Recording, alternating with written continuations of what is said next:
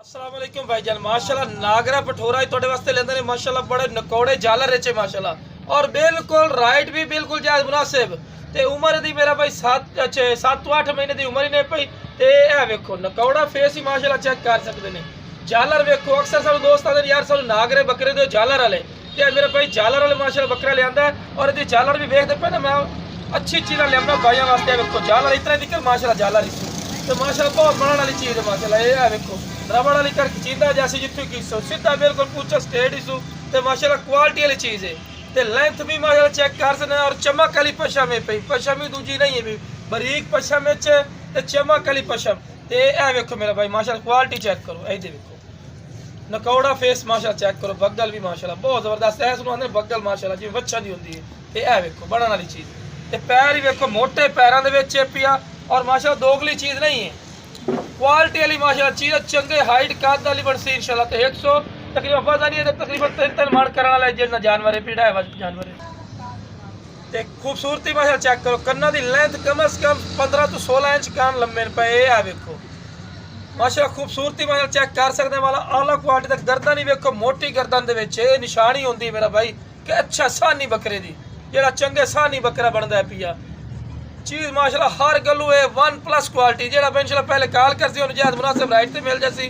और मेरे भाई तुहानू एक पठ भी विखाईने है वो भी तकरीबन 7 to 8 महीने की पठ है माशाल्लाह ब्लैक मक्खी चुनी तो क्या बात है माशाल्लाह बहुत ज़बरदस्त आला क्वालिटी की चीज़ है ए देखो माशाल्लाह एक्टिव सेहतमंद माशाल्लाह बकरा है पिया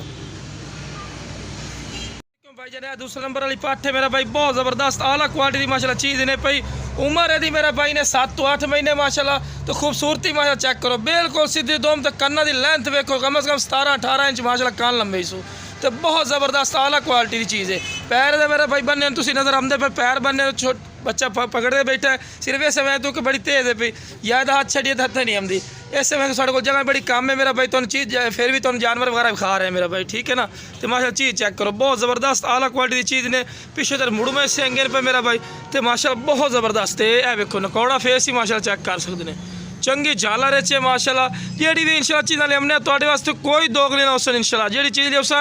A+ क्वालिटी दी उसी माशाल्लाह बेहतरीन तो यह वेखो तुम दूर करके मेरा भाई खाई पे माशाल्लाह बेहतरीन माशाल्लाह चीज़ ने पई जेड़ा भाई इंशाल्लाह पहले राबता कर सी मैं बार बार आखिरी गल कर रहा कि उन्होंने जहाज मुनासिब राइट तो इंशाल्लाह मिल जासी तो माशाल्लाह चीज़ चेक कर सकते हैं बहुत ज़बरदस्त आला क्वालिटी की चीज़ है पई माशाल्लाह लेंथ ही माशाल्लाह चेक कर सकते हैं तो बनने वाली चीज़ है ए वेखो माशाल्लाह चीज़ चेक करो माशाल्लाह बहुत खूबसूरत माशाल्लाह जितनी तारीफा करी उतनी काम है मेरा भाई तुम खुद ही वेख सकते हैं तो मैं बार बार कर रहा कि जो इंशाल्लाह पहले राबता कर सी उन्होंने जहाज मुनासिब राइट तो मिल जासी और माशाल्लाह क्वालिटी वाली चीज़ है भाई बहुत ज़बरदस्त उन्हें जितनी तारीफा करा मैं बार बार कर रहा उतनी काम है बहुत ज़बरदस्त माशाल्लाह A+ क्वालिटी की पठ है पई और बहुत बेहतरीन कलर है माशाल्लाह बहुत बेहतरीन कलर है फेस नकौड़ा मैं कहना कि इस तरह बकरा का भी नहीं होता माशा जितना इसका पिया है वेखो ये वेखो बिल्कुल तोता फेस है माशाल्लाह तो खूबसूरत ए वेखो मेरे भाई